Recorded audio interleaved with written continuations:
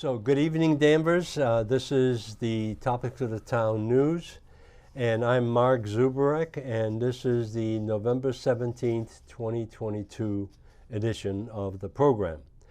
Tonight, I have two special guests again. I have Eric Crane, who's the chairman of the school committee. Welcome, Eric. Thank you for being here. And I also have Tony Betancourt, our Beverly Airport and resident representative that we have used in the past with a lot of different subjects. So welcome, Tony. Thank you very much. Today, what I want to do is welcome all to the local broadcast. This program is providing a forum for our guests, resident commentators, and meant for Danvers residents. The agenda and opinions are solely by the topics of the town host, guests, and commentators. So this is exclusively to our interpretation of what's going on in the community. The three items that I want to address today is Danvers elections expectations, and this will be in regards to the outcome of the elections. The second item would be Danvers School Committee and school department issues that are happening all around us. And the third one, when we get to it, Tony, again, I mean, you're always at the end, but exactly. Beverly Airport Commission and the master plan. So I also want to have an introduction to our 5 turkeys. This is Thanksgiving week coming up next week, so everybody will be having turkey. But I thought these turkeys have been around for the last 5 years, and this week the turkeys represent to me, as the commentator and the host, the Board of Selectmen. Every single one of them. Eric, you're off the list, so you don't have to worry about being a turkey. Don't have to say anything. So, we'll talk about that when the time comes in regard to what has transpired with the turkeys and the Board of Selectmen. And one of the items that I want to first address is the little clip that I put together during the elections. And it's mostly to represent the cooperative effort that we have had with the town clerk, the town hall, the school department, and the field house, because we have held our elections, both annual town elections and the midterm and final elections for the 2024 will be held in that facility as well. So, Jack, if you can just run that little clip, and I just want to represent the feel that we have had in that facility, in the field house, because that's where a lot of people meet their residents, some relatives, and the only time they meet them is during the election process. So if we can just run that quickly. Here I am going into the field house, and we have residents coming together On our way to the voting. on our way to the voting. Absolutely. Here's the very intense groups at each precinct. We've had poll workers that are assigned to each facility, each precinct. And they have a good time as well because they get to meet everybody from their neighborhoods. So I just wanted to give you a little flavor of what's going on. And this year we've had lines lined up at the different precincts because there were so many people voting. And it was unusual. The state Secretary of State was saying that it's going to be a very light turnout, and it turned out in Danvers to be very heavy. So if we can just cut this off, I mean, that'll be fine. What I just wanted to do is make sure that we announce the final elections for our town, which is Sally Kearns was elected to be state representative, re-elected. Joan Lovely for Senate, and Maura Healey for governor, because those are the offices that are really going to affect us directly. So there's a little press release that has been made, and this is a message from the Mass Fiscal official statement on election results. And this is meant for Maura Healey because she came out of, very, very well in this election. Governor-elect Maura Healey made several promises to cut taxes, and we will hold her to her word. Question 1, which raises taxes on 80% of the top earners, passed narrowly with her expressed support. Over the next 4 years, we look forward to supporting her measures to counteract the negative consequences this will have on the Commonwealth, including the plummeting of the mass ranking by the Nonpartisan Tax Foundation to 4th worst business climate in the country and return to our former reputation as Taxachusetts. And we've used that term many times. So this is just a little message that I think we as residents in Danvers and this program and this host want to send to Maura Healey. So the next item I have is in regards to the Board of Selectmen and the announcement that was made by Mark Lantini. And it reflected my assertions that I've been looking for information in regard to the number of people that have either resigned, got fired, got transferred, retired. I have a list, and I have been a pain in the neck to the town manager, but there's over 200 names of personnel, town hall personnel, that have either retired, became a vacant position because they resigned, got transferred, or they didn't like the position and they went to go someplace else. So I have this announcement of confirming what Mark Lantini presented to the Board of Selectmen as over the last 3 years about retirements, resignations, firing, just getting out of the town management style. 120 employees per year in reflection. The defunding of our police and fire has been going on without the consensus of the selectmen, knowing what is going on.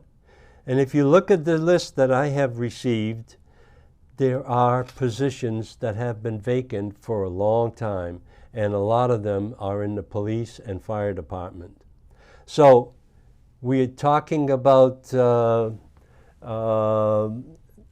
underfunding or defunding police. I think on the fire department, if I'm not mistaken, I heard, the last meeting, they're going to get a couple. The state has given some money for a couple more firefighters to come in, if I'm not mistaken. Well, these are positions that have been vacant for the last year and a half, 2 years. So hopefully what this does is reinforce Mark Lantini's position, because he made a public presentation to the Board of Selectmen that there's something wrong in town hall. They need to change their style of management. And the people, we have very good employees.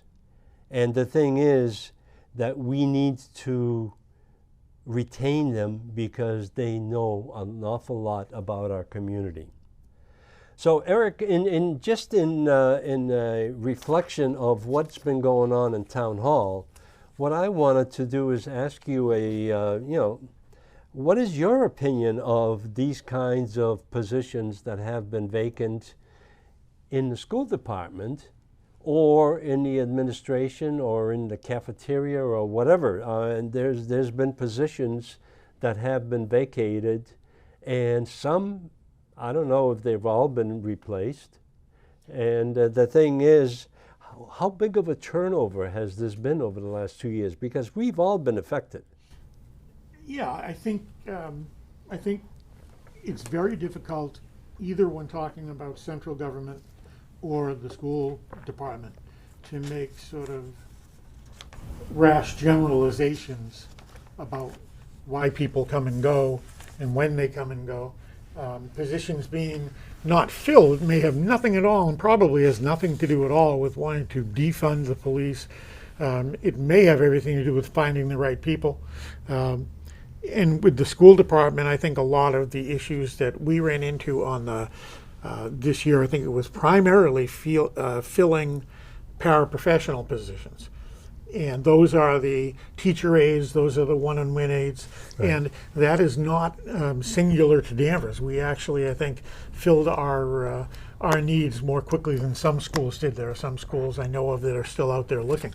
And part of it has to do with how much you can afford to pay a paraprofessional, and the competition, among the schools on the North Shore It's for fierce. them. Yeah, and the reason it's fierce is because the schools and presumably the town, just like almost every business since the end of the pandemic, has really had this difficulty filling jobs. There are more jobs available than there are people to fill them. It's a little mystery to me how people have not returned to the workforce. Right. But having said that, the point is, it's something that's affecting all of us, and we've come through it as well as anyone. All our teaching slots are filled. I believe all of our paraprofessionals were filled as of beginning of October. So I mean, we're in pretty good shape as far as that goes. Well, what I noted and I put on my outline here is that we, as a school department or school committee, have a superintendent that's resigned. Mm-hmm. Well, School finance assistant superintendent resigned. School committee members resigned. one Athletic director resigned. just gave his notice. And some of the teachers, which I was not able to identify by name because I don't want to get into that detail, but there are teachers that are resigning as we speak.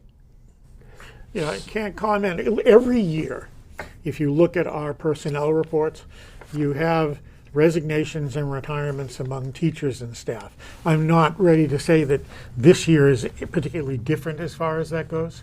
And then when you talk about, you list 4 people who have resigned, who are all in very different circumstances and left for very different reasons.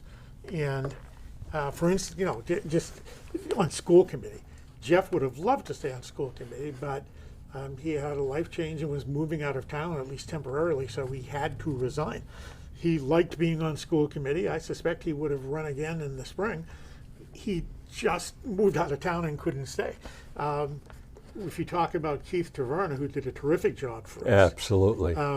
It was really he good. was able to find a job as the assistant superintendent in Andover, which was Next door right to his home. 10 Right. minutes from his house. Right. He's got 2 young kids. He also was going to get to pick a business manager. It was a step up in a lot of different ways for him. I don't think there was any disagreement or any dislike of working in Danvers.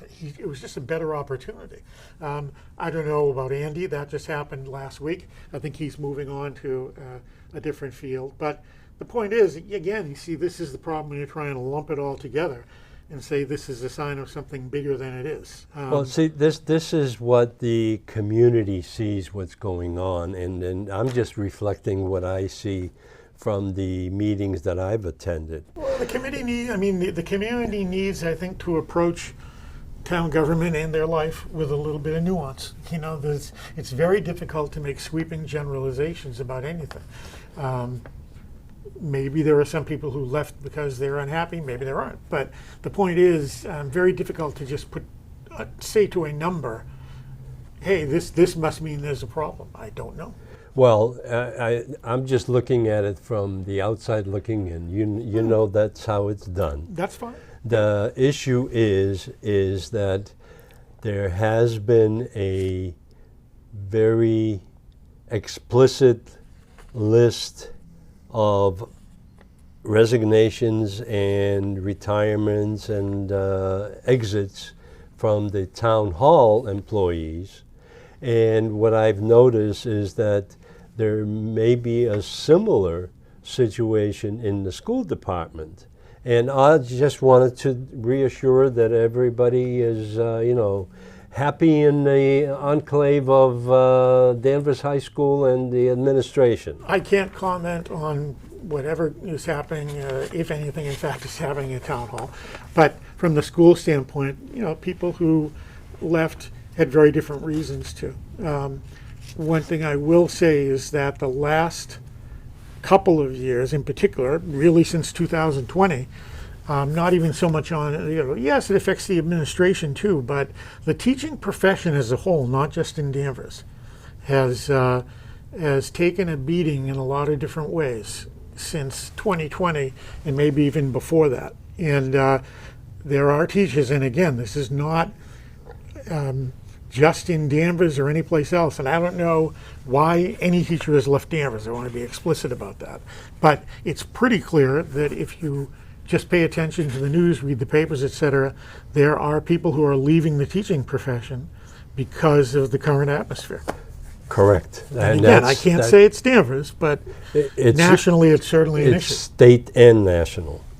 The thing is that what I want to talk about next, and Tony, if you have anything in regards to the resignations or changes in the employees, have you noticed any issues that you can come up with? No, really. I mean, there's no question in my mind, though, especially at town hall, building inspectors and all that stuff. They've gone through a few of them. We said, I don't know. I have no, it's just That's an issue, and the building inspector is a Exactly. very poor example of what's going on because we used to have Mr. Maloney. He was a very nice man. I mean, and his counterpart was a very nice man. He's the one that, when I built my house, he was the one that came in and did all the stuff. I loved the guy. He was a real nice guy.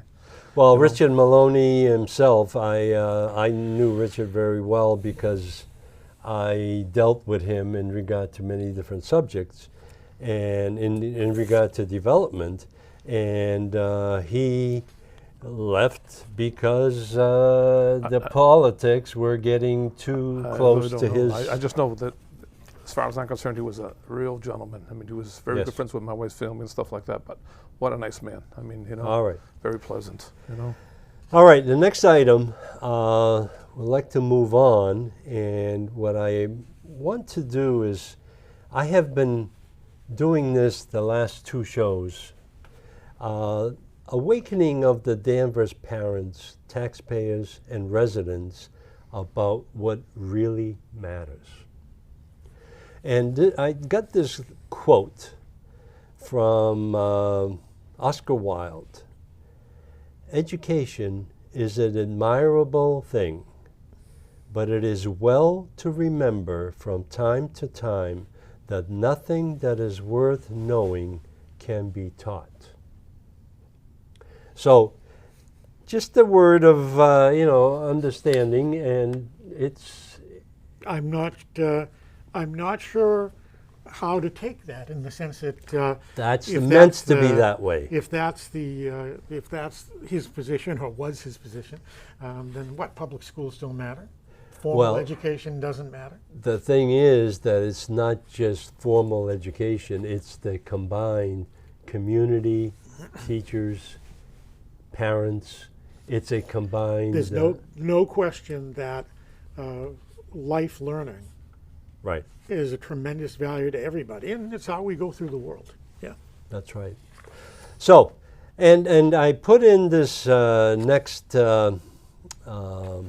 slide or quote, and Jack, if you can throw my woke clip.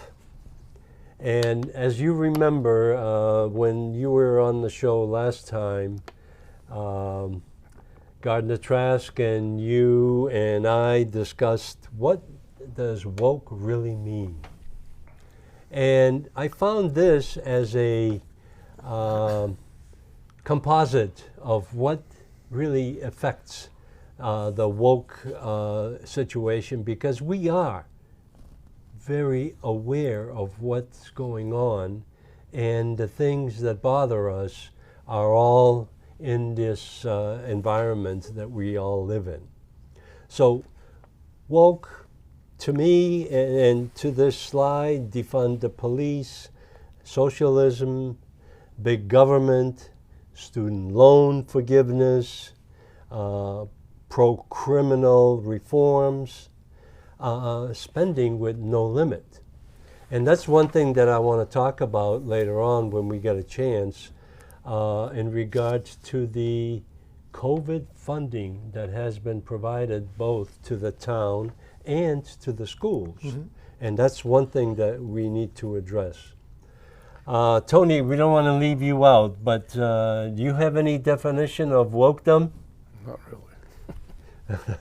I mean, your slide was that you just had up there is a bunch of, it's basically conservative talking points. Yes. About, you know, their gripe with what they see as radical leftism. The truth is that there are extremes on both ends of the political spectrum. Right. And there are then an awful lot of people who probably find themselves in the middle, somewhat left of center, somewhat right of center. But, you know, yes, that's meant to point out that, you know, sort of sarcastically, well, the Democrats call us extreme. Right. The truth is, there's extremism on both sides. And that's where there's peaceful coexistence that has to develop over a period of time. But this woke approach has been going on since 1990s, because that's when a lot of the conflict started happening. And I remember that on the board, when I was on the Board of Selectmen. I was the odd man out all the time. And it was even then that it was happening. Well, again, I think that woke has become basically a derisive term for politics that you don't like. It's possible, yeah. I mean, anything's possible like that.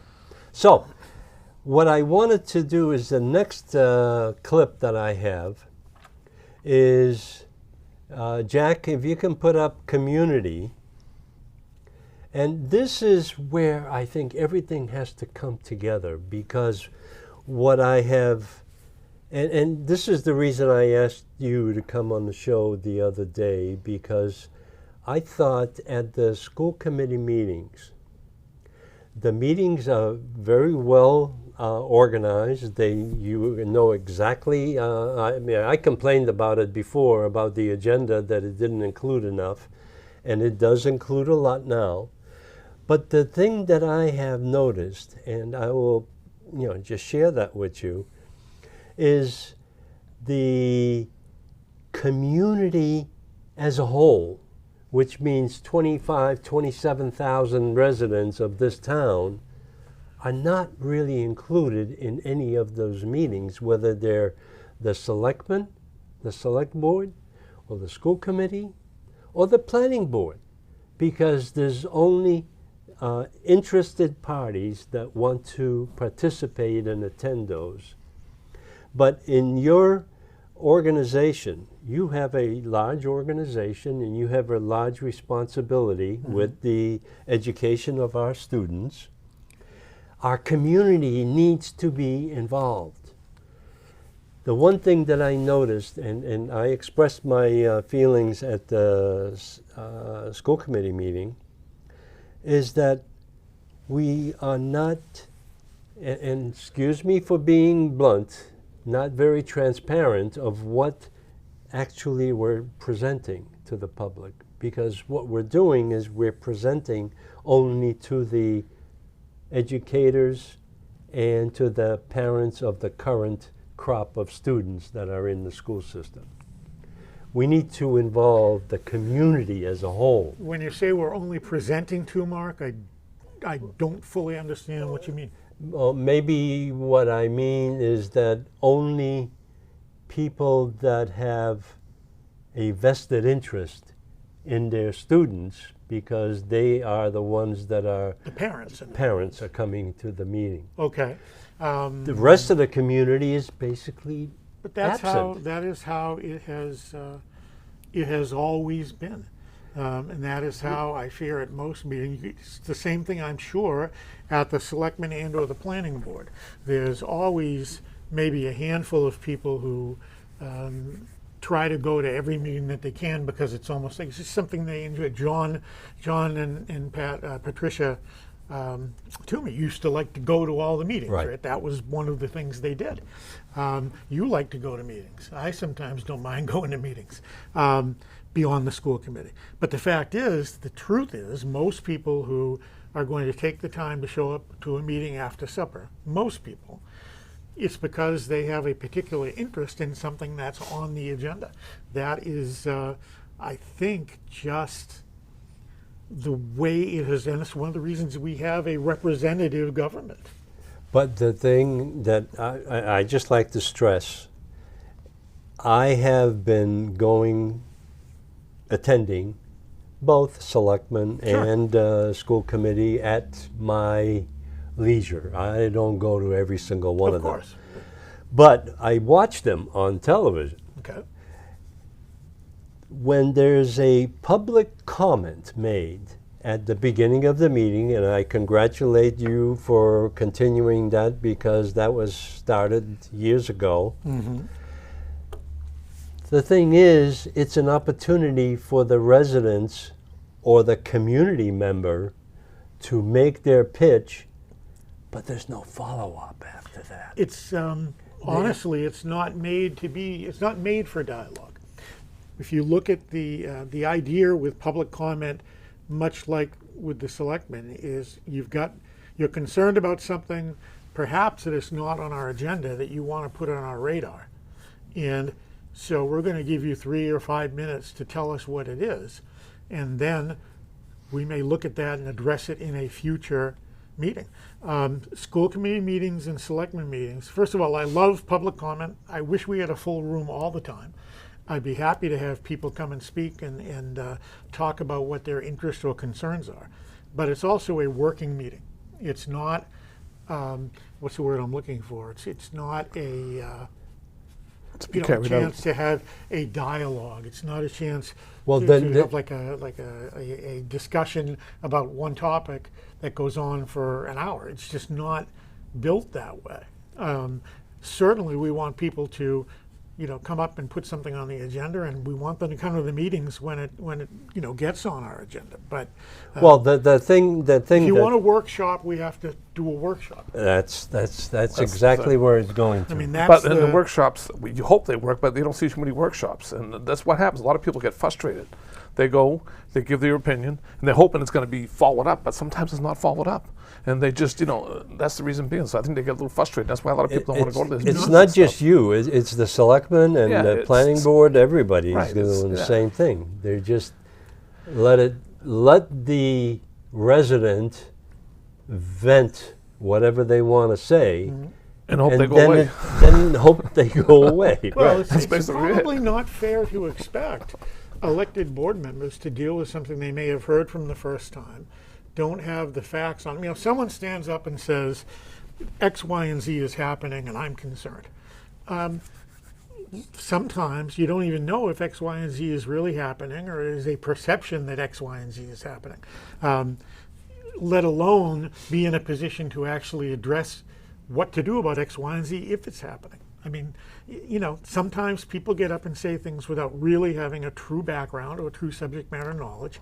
It's through their eyes and it bothers them, and we want to hear that because there are lots of nuggets of truth in those things and things to Right. look at. But Now, if those comments are made, public comments are Yep. made, yeah, I don't necessarily expect to be a resolution right at that time, right. but there needs to be a follow-up the next meeting and at least address that there has been a comment made and that has been considered and it will be discussed maybe not in the second meeting, but in the third meeting. And that's the same. I have the same problem with the Board of Selectmen, because that's what happens with them too. Is they just listen, which is great, but they just totally fluff it off and don't follow up. Well, if you were there Monday night, you know, I said we would talk about a couple of, because you and one other person spoke, and we talked about having a longer conversation. But an example is the other person who spoke after you talked about the fact about why kids are leaving That was Danvers High Guy, School. yep. Well, anyone who has watched the selectmen meeting, finance committee, any of our school committee meetings, knows that this has been a subject of conversation many, many, many times. Now, it doesn't mean that this fellow was, you know, great, bring it up and we can talk about it some more. But the fact is, it's not a subject that we haven't talked about, and we'll talk about it again. But So the issue here is Yeah. is that the reason I brought up the exit of our students, at least especially high school students, yep, to Essex Tech, because this has been a contentious issue between the town hall and Essex Tech, yes, because they want to control that. But that's not the reason these kids are leaving. They're leaving because they don't have the same opportunities in our school system, which is the Danvers High School, and they feel that that is something that's more beneficial to them, and that's why they leave. I think it has always been thus. And again, when I was a kid, Essex, you know, at that time, the Aggie or the Tech were a good option for students who probably, you know, were not looking at the college track, wanted to learn a trade, and, you know, then go into a trade versus college. And if you were college bound or something like that, thought you were college bound, you would go to the high school. And now the fact is, look, we are not going to offer the precise opportunities that Right. the Essex Tech does, because number one, you know, we're going to build an auto body repair, or we're going to build masonry, or we're going to build HVAC repair programs from scratch without any space. No, of course not. So the way the schools are designed, there should be some natural areas that are inviting to students about Danvers High School, and some natural areas that are inviting to students about Essex Aggie. The issue with the Aggie is really one of, at least in my mind, first of all, it's this sort of no limit on the number of students they can accept, and that has a direct impact on from any town. It's a public Yeah. school, Right. similar to what Danvers has to accept everyone that applies. Right. The Tech doesn't. The Tech doesn't have to accept everyone that applies. And my point is that if they take twice as many students from Danvers one year as they did the year before, it does have a budget impact, because the town basically has to pay the assessment however many students they take. The other issue, the issue that I have, and I think the Tech does a great job, don't get me wrong, but the question is, when they are deciding who to take, are they taking the best and strongest academic students, which leads to them having, you know, 70% of their students go into college? While and are there students who could benefit from some of the other programs at the Tech who don't get a chance to get in because academically they might not be as strong as some of the students that they're taking? In my view, that's exactly the kind of student that the Tech would want. Well, that's not, Eric, just remember that I was on the merger committee Sure. at the time when Essex The Aggie and the Tech. Tech were combined. Yeah. And the purpose of that was to provide an opportunity for students other than college bound. Right. However, what has happened, and this is probably a good thing for Essex Tech, is that they have become very well versed in college bound as well as technical, because their grades and their scores are in some cases better than the North Shore high schools that we have in our area. And if any of the high schools could, like say St. John's Prep, they Yep. can hand pick the students that they want. It is similar basically to the tech. My concern is that in a perfect world, we would be real partners serving slightly different communities of students. And now we have turned into competitors, Right. with the tech having a slight advantage in terms that, and I don't want to look at us as competitors. We should be working together. But the tech, because they can pick students that they want. No, and forgive me for No, it's okay, but for it's jumping in here. The problem is it all comes down to money. And what has happened is the Danvers School Department and the Danvers Town Hall are not in sync with what actually is happening with the school department. The school department in this town needs to realize that the number of students that are in our community has dwindled down to, I don't know, 780 or 800 right now. no, not in the community. You're talking about in the high school. In the high school. Yeah, In the high school. which is a big difference between the community. Well, the community is the undergrades or the grammar schools are doing very well. They people like that. But the high school has been depleted to the point where right now we have 261 students at Essex Tech. So here's the thing. I don't think there's any question that there are things that could be done better in terms of, first of all, in terms of perception, also in terms of what's actually happening, and we need to do a better job of talking about the things that we do well. I don't know that we've done a great job of marketing what opportunities are there for students. So I think that factors into, I think it also comes down to parents, and again, I don't think this is just in Danvers. They're looking for ways for their students, their kids to make it in the world, and they may Right. see some of the things that the Essex Tech offers, as a better path to it's less uncertain. There's homeschooling going on. There's private schools that are going Always on. some, yeah. And absolutely, and that's always been going on. But it seems like this has been identified as a problem, and I see it as a funding problem, basically, because it's hurting the town hall, and the school department or school committee has not adjusted to the reduction of students and the reduction of the costs that are being spent at the Danvers High School or Danvers School Department. Can I ask a dumb question? Not to Sure, be funny, go just ahead. to get into it. Now, the kids that go to the Aggie, basically, they take all the classes there. They don't take math, science that's not done at the.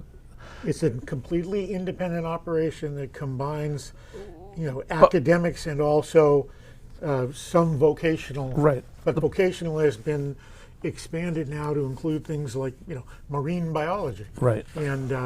And fairly heavy computer skills, that sort of thing. What I'm trying to say is more or less if you could do the classes, like 1 week do the classes at the school, you have double the people go and save some money Well, that way. see, this is But I'm not trying It to be might funny. be a That's great how they used idea, to do but it. that's not what. Right. That's Well, not the way it's set up. well, if you, maybe you and I should go and see Heidi Riccio, because she and I have had discussions, because I've done some documentary of what kinds of education process takes place at the Aggie, and there's 2 1-hour segments that are being played on DCAT right now as an interview with her.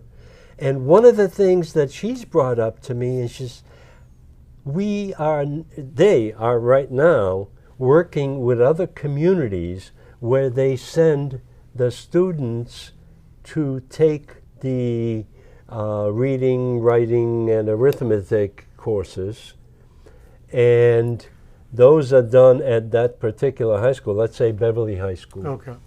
And then they come back for the technical side at the Aggie. So that gives it flexibility to the communities that do that have a influx. I mean, If that's accurate, it's worth looking into. well, that thing that has been discussed for years. The thing is, nobody wants to listen to it. That's how it used to be at the Peabody High School when I went. Yes. You know what I mean? That's how it And was back Peabody then. High School, Peter Terigian, at the time when the merger took place, was very concerned about making sure that all of his students that were in Peabody High School went to the Essex Tech. And they did Meaning his students that were in their technical programs, yes. So that was something that was planned at the time. Yeah. So the thing, what I'm trying to bring up is that there needs to be better communications. And that one of the things that I brought up at your last school committee meeting is that I wanted facilitate some of the exit interviews or exit reviews that took place. Why are these parents sending their students to Essex Tech and not retain in Danvers High School? And I Well, got as no we- reply. I got no reply from anybody because that was about 3 weeks ago. We'll follow up on that. I think again, you can. I don't think it's not. It doesn't take a scientist to figure it out. No, it isn't. We've just talked about it. Some is the perception of the atmosphere at the high school. Some is the perception about the academics. Some is that people, as we were just saying, people see the Aggie as maybe a more direct path to something for their student, and maybe that is a trade. So there's all kinds of reasons, but they're not. I don't think you're going to find anything stunning. Now, we make it available, but I don't think you can find anything stunning in there. There's a lot of different reasons, but they're going to fall into a few buckets. But the thing is, what I'm trying to get across, and if I may, I'm persistent. You know that. Yeah. There needs to be better communications between Essex Tech, Danvers High, and some of the Peabody as well, because they're encountering the same thing. The Peabody and the larger cities are getting a break on the tuition at the Essex Tech because they're cities. They have a larger component from the state than we do. But our costs are very similar to what we are experiencing in Danvers itself. The Essex Tech costs are not that much different. Yep. I mean, they were at one time, but they're not that different anymore. Cooperation, peaceful coexistence, Oh, absolutely. without limiting the number of students that can attend that school. If there's capacity to attend that school fulfill somebody's educational needs, that's where it should happen. I think we're looking for, and I think what the selectmen have been looking at, and the town manager, is it's an issue of parity. And yeah, in other words, are they taking, if we're 14% of the population of No, the, that's the totally a district, wrong approach because Well, that's that in your is view. the parity has to happen in the budgets of Danvers school system versus Essex Tech. Essex Tech is limited on what they can charge us because that's a going rate per the calculations by the there's State a formula, Department. Right. but it's more expensive than a per student cost at the high school. But Danvers had, and I'll be persistent. I know I'm going to be a I think what pain you're in the saying neck. is cut the budget Yes. for schools. I mean, I hear you. What you're saying is, recognize you have less students. Right. But that doesn't necessarily solve the whole problem because, frankly, we know that we could absorb, without adding another teacher. And Keith was clear about this at last year's finance. We could add 100 students without having any impact on needing to add an extra teacher. Because you've been carrying those teachers all this time, We have a certain, and it's excess to the number of students per I teacher. wouldn't think so, no. I don't think so, not when, some class sizes are small, but what's happening too is that, you're starting to limit the opportunity for electives, that sort of thing, and not necessarily filling every teaching position that comes up. Our teaching positions are based on the number of students and the course offerings. Well, I will beg to differ, but that's another discussion. That's not right now. Beg away, Mark, beg away. The one thing that I wanted to continue on is we have a school superintendent, which is the town manager for the schools, basically. Essentially, yes. Essentially, that's what it is. We have a search committee We that's do. going on. We do, Alice Campbell and I Robin Doherty. well, that's fine. I have attended several meetings, maybe not all of them. I just can't have the patience to sit through all of them. The one that I sat through this week, basically, was that there is a selection committee that's been established. committee. Screening committee. Yep. Now, the screening committee, I mean, that's been in the works for a long time. The thing is that it was shown on the computer board. Yep. Nobody knows who's on that screening committee. The names are not known to the public. What are we doing? I mean, are we doing this in a vacuum of the school department? No. Again, Well- you and I talked before the show that Yes. you didn't see the October 17th meeting. I will review that And one. it's actually on DCAT right now. I watched it on the YouTube Right. channel for DCAT, just to make sure that I had my facts right. And Dorothy Presser, who is a longtime 20-year school committee person in Linfield, and is the field director for the Mass Association of School Committees. She's the consultant who is working with the school committee in terms of the superintendent search. And at that meeting, she presented at length about the results of the surveys and focus groups and the profile that we would be using in advertising. They talked about the makeup of the screening committee, and people were then, told to express their interest to Robin and Alice and yes, a lot of the positions are, it's one person from each elementary school. It's a parent from each elementary school. It's someone from the administration. It's a town resident at large, that sort of thing. It's but that was all laid out, at least as who, not necessarily the names, of course, because we didn't know, but who would be or what kind of person would be filling those positions on the screening committee, what the screening committee would do when they were going to start meeting. Now, it's true that you had to watch last night to actually see the names of the persons who are on the screening committee. And Last night. I'm sorry, Monday night. I Oh. apologize. Yeah, but it was not visible. I couldn't see them. Okay, well, I could. There was. can- Oh, wow, yeah. We because- can make it public, absolutely, and people are going to be getting. People have gotten letters telling them that they've been chosen. But we think it's a good committee. I trust Alice and Robin in terms of who they looked at and recommended.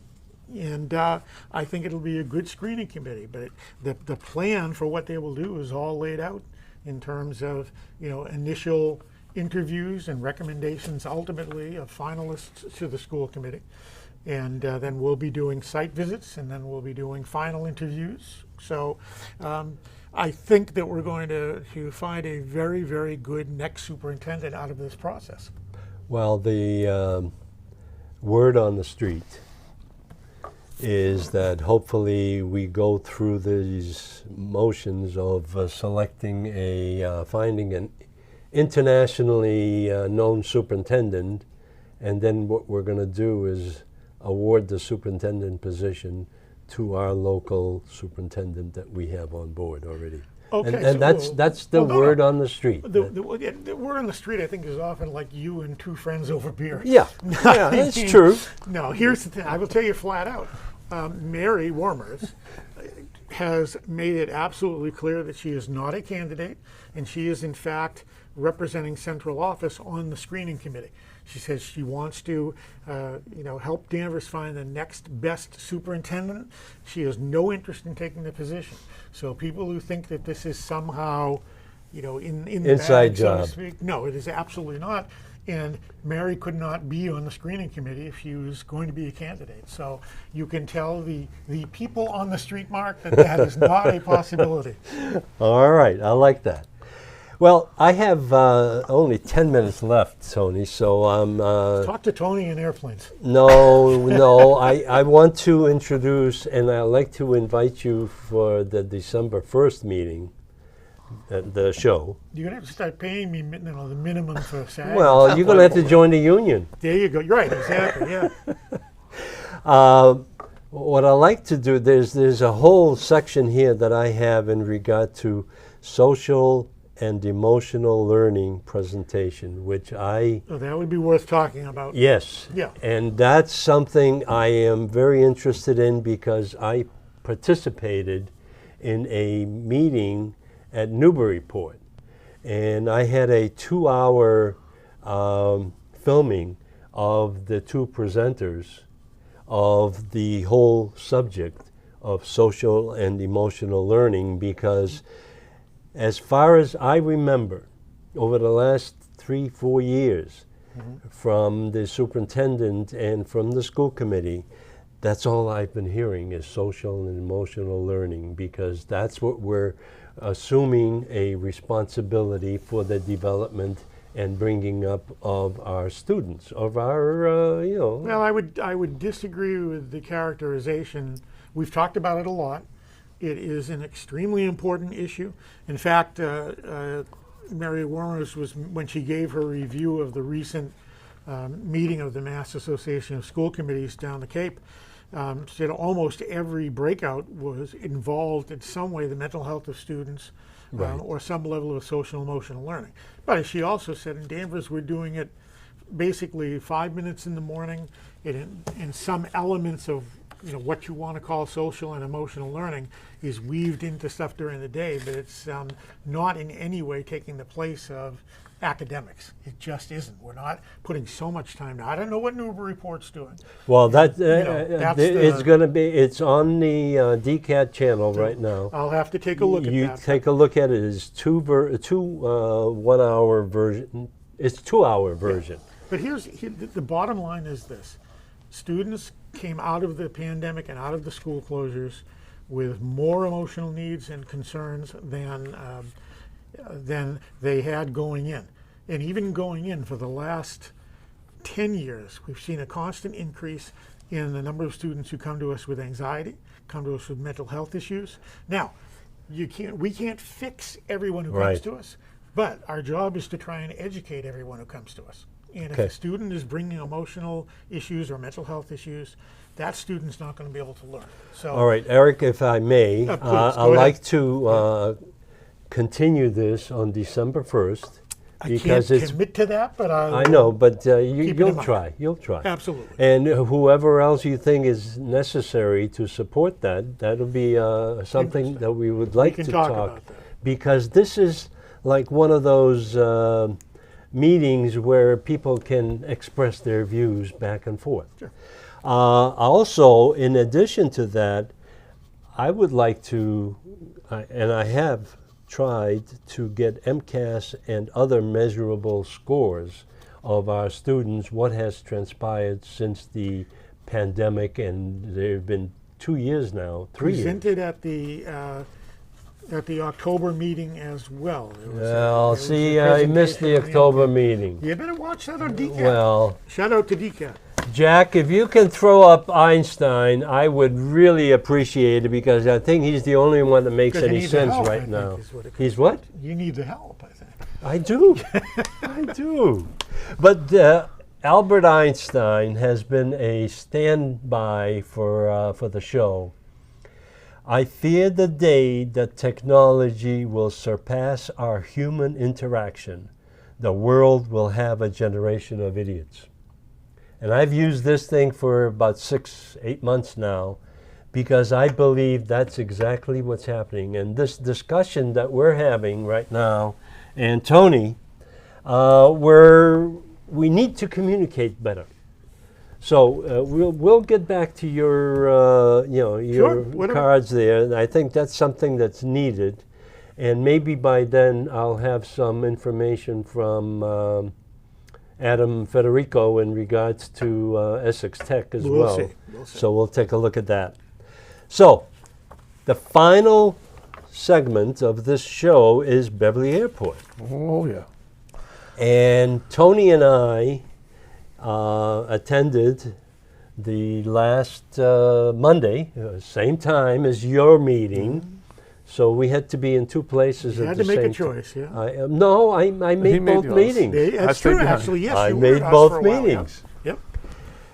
We had a prior meeting to Monday with Paul Treffery.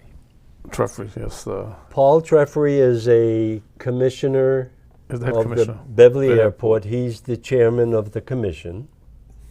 And it was very interesting how these meetings take place.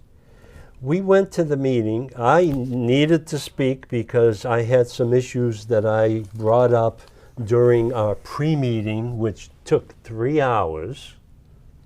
And Paul Treffery was very generous with his time. He listened, and we discussed an awful lot of items.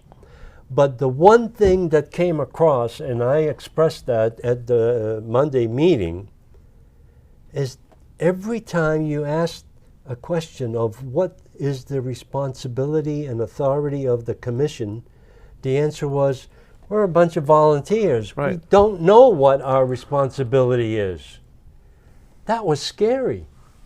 So I brought together, I went on the internet and I had all of the rules and regulations that the commission is responsible for. So we had a very interesting communication, but the Beverly Regional Airport Commission, as airport proprietor, having the charge and operating and maintaining the developing of the airport with prudence and sound judgment, recognizes its responsibility to the citizens of the city of Beverly and the surrounding communities. While mindful of the impact airport operations can have upon the environment and social well-being of the community, the airport and its airspace shall be protected as an asset to the communities, having the primary purpose of facilitating air transportation, which is great. Nobody's denying that. But in accordance with the regulations of the Commonwealth of Massachusetts and the United States of America, the Beverly Airport Commission establishes the operating rules and regulations for the Beverly Regional Airport and minimum standards for commercial operations. Now, all we've ever heard was that the FAA is running the That's show. The problem. That is the Airport Commission, and the mayor of Beverly is really responsible for the rules and regulations. This is out of hand. They've been taking advantage of us for way too long. I mean, really. Right now we got the planes are polluting, which you know that they're using leaded fuel. Okay, the noise is unbelievable. Okay, and they're not doing what they're supposed to be doing. And right now we have what Joan Walthy's been helping us, Sally Kearns. Okay, and right now the Board of Selectmen seem like they're listening. I'm hoping they are, because something has to be done.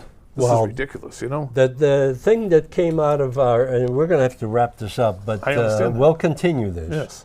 The thing that came out of this pre-meeting and the Monday meeting is that the Airport Commission is totally disorganized at this stage.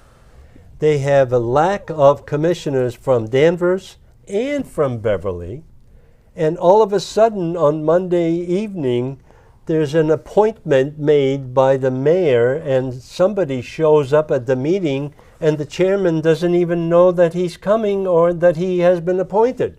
And one of them walked out. And resigned. one of them resigned. So right they at couldn't the have the meeting, table. but the other guy was there, so they had the meeting. I mean, oh my So- God, I'm telling you. Eric, I want to thank you very much You're for participating. We didn't get as far as I wanted to, We never do.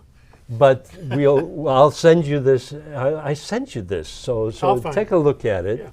And we'll continue this conversation. And Tony, thank Yes, you very no, much thank you. for Thank you for your help and stuff like that. for being here. And the turkeys, thank you very much, and have a happy Thanksgiving. And we'll see you again on December 1st at 6 p.m. We'll do the show at 6 p.m. again. That way we can get over before the selectmen meeting happens. There you go. So, good night, Danvers.